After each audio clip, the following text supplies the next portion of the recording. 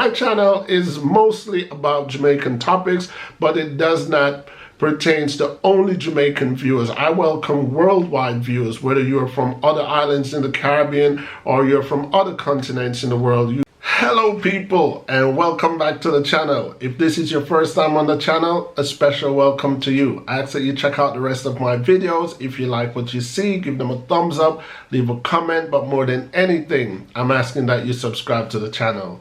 Today video is going to be again a little different from the videos that I normally do, because initially I just wanted to put a survey up on my channel, but then I changed my mind because the survey is of 5 different topics that has no relation to do with each other. So that has led me to do a video today. I'm gonna really rely on you guys and your comments. That's gonna help support or suppress each issue. Unlike my other videos where I come to a personal conclusion, this video I'm going to cover topics, but I'm not going to come to any conclusion of myself. I probably speculate, but it's going to be really up to you guys that's going to be holding the power today, kind of like using the platform to shape each sector in Jamaica. I want to use my platform to learn things from you guys, and I want to use my platform to teach things to you guys that I know. So that's the reason why I run with the slogan, each one teach one, because as much as I'm the speaker on this channel, admittedly, I don't know everything. I don't know everything that's going on in the world, and I don't know everything that's going on in Jamaica. So this channel, as much as it says ENT Sebas, it's really our channel if you're a subscriber. I'm open to criticism, I'm open to learning, and I hope that you guys are open to hear what I have to share at the same time. Recently, I did a video that addressed the chaos and drama that's going on in the Jamaica's People's National Party, and I want to say I appreciate all the comments, especially I think it was 2 or 3 comments that informed me that it's not a first in the Jamaica's political scene. It is also something that has occurred before with the Jamaica Labour Party. I personally didn't know that. I was happy that I read that because I did make a statement in the video, and I didn't want anyone to think that it was just pertaining to the People's National Party. The statement that I made was pretty much saying behavior makes Jamaica's politicians look like they're not ready for the jobs. And when I says Jamaica's politicians, I actually meant all across the board, PNP and JLP. So once again, thanks for the comment, and thanks for informing me on information that I lack.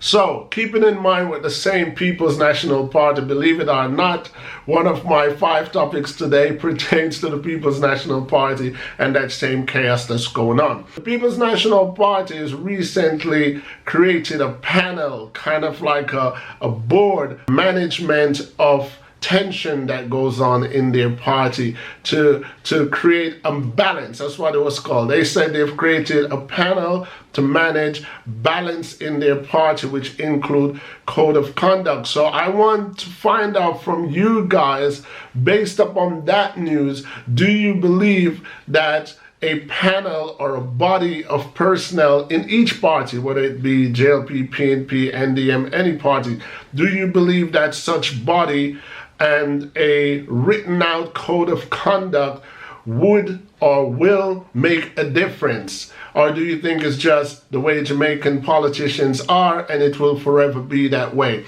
I want you guys to suppress the code of conduct and this new panel, or I want you to support the code of conduct and this new panel and giving you reason. By you giving your reasons, this will help even the PNP or the Jamaica political, all Jamaica's political party in a whole, to see what the Jamaican people or outsiders think. My channel is mostly about Jamaican topics, but it does not pertains to only Jamaican viewers. I welcome worldwide viewers, whether you're from other islands in the Caribbean or you're from other continents in the world. You guys are all welcome to partake in my videos and say what you have to say. And when you come in this channel, don't be afraid to say, I'm a straight shooter when I talk, and sometimes when I talk, I may offend. And at the same time, if I serve it, I can take it. This is an equal opportunity type of channel. So I'm gonna move on to Number 2, Minister of Finance, Nigel Clarke, who seemed to be doing a good job. I've seen that Nigel Clarke has even made the US news at one point, so even though I've never touched the issue of Nigel Clarke, my eye is on him and what he's been doing with Jamaica. But I recently heard from Nigel Clarke's ministry that Jamaica is ranked number 6 in the entire world of online business. Honestly, it was hard for me to perceive. Don't get me wrong, I'm all for Jamaica, and if Jamaica ever ranked number 1, I would be proud because I'm a Jamaican, but it was hard for me to perceive Jamaica ranking number 6 among the world's countries that are leading with technology and the world's country that got more money. I read news as a critic, and I also read news with a lot of skepticism because, as you know, I'm a writer, and the thing that I know, when you're a writer, you are the ruler of the story. You are God to whatever is it that you're putting in paper. But everything that's put in paper is not necessarily true. It is believable because it's in ink, but it's not necessarily true. And for this reason, whenever time I read anything, whether it's international news, my local news, or Jamaican news, I'm always skeptic, especially when it has anything to do with politicians. So I would like to throw it out there to you guys and ask, do you believe that Jamaica is in actuality ranked number 6 in the world of doing business online?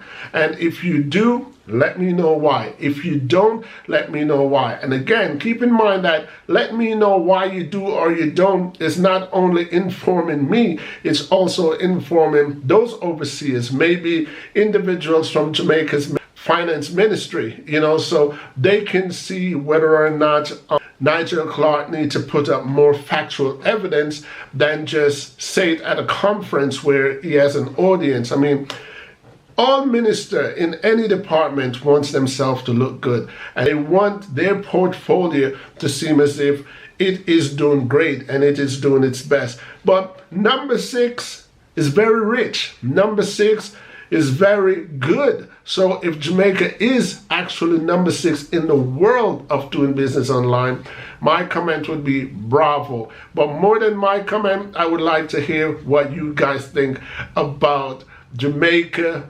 proclaiming to be ranked number 6 among the world of doing business online. On to my next topic. Minister of Tourism has recently announced that he's pushing for an entertainment act. And this entertainment act could be good news for some people and it could be bad news for some people.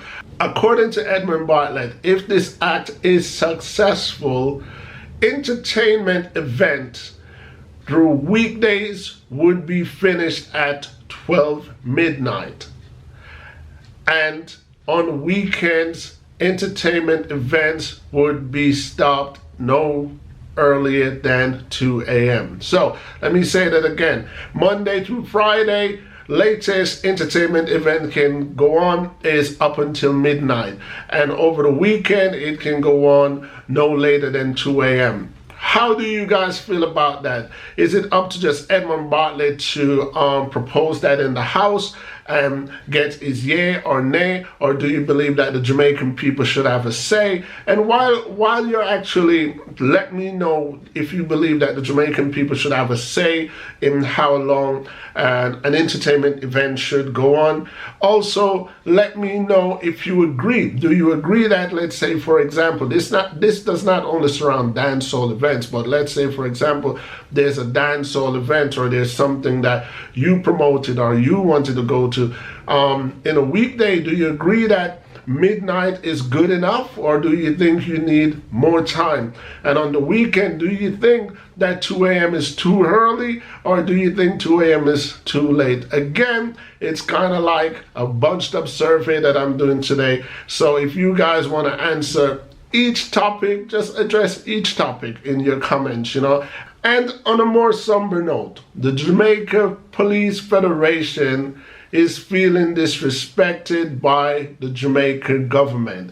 The Jamaican Police Federation feel as if that the hard work that the police officers do, they don't get the respect in return that they deserve. Recently, a police officer was killed in the line of duty in Rollington Town, and the Jamaican Federation felt as if it was disrespectful that no mention of it was in Parliament and no flag went off mass, no acknowledgement in regards to the passing of this officer.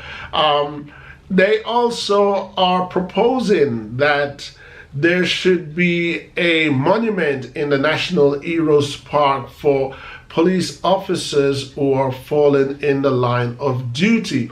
I want you guys to tell me, how do you feel about that? And remember, telling me how you feel about that is gonna either suppress what the Police Federation is trying to achieve, or it's going to support what the Police Federation is trying to achieve. Do you think that there should be a monument in the National Heroes Park for police officers who have died in the line of duty?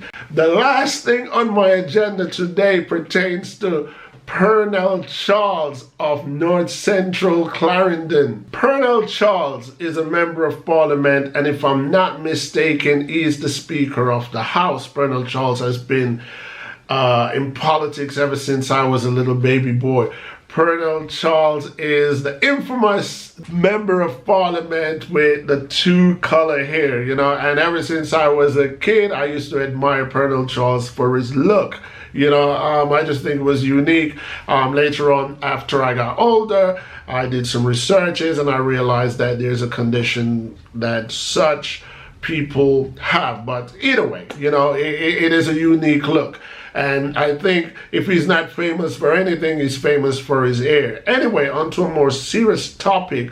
Pearnel Charles apparently has been in conflict with a bauxite company called Jamaica for the longest.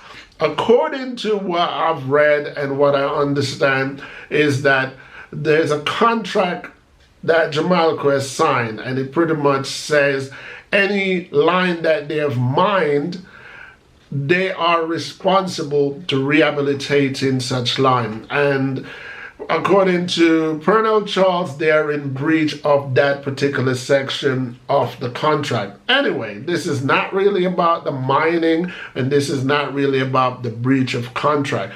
Pearnel Charles has sent out a threat, and his initial threat was taking civil action against the bauxite company, which is all good, and he's got his right to do that. But it seems as Pearnel Charles has also made another statement added to a civil action threat, which many people are not sure of what he meant. In his statement, Pearnel Charles says he would opt to, quote-unquote, street operation, which to me has a transparent meaning. But in closing of his statement, Pearnel Charles says he's not meeting with Jamaica anymore. It's civil action or street action.